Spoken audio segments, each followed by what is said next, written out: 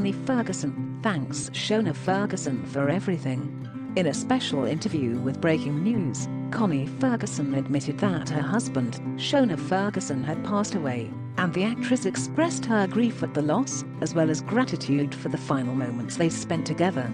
Together, the actress announced the tragic news in a long and heartfelt message. "Thank God we had such a wonderful time together. After so many years. I believe this is God's way of giving us the opportunity to say goodbye, build our last memories together, and celebrate our last life together," she wrote. Connie shared that her husband's final moments were painful and it hurt her to watch him battle his illness. "God took him home with him," she said. The actress continued to reminisce about her memories with Shona.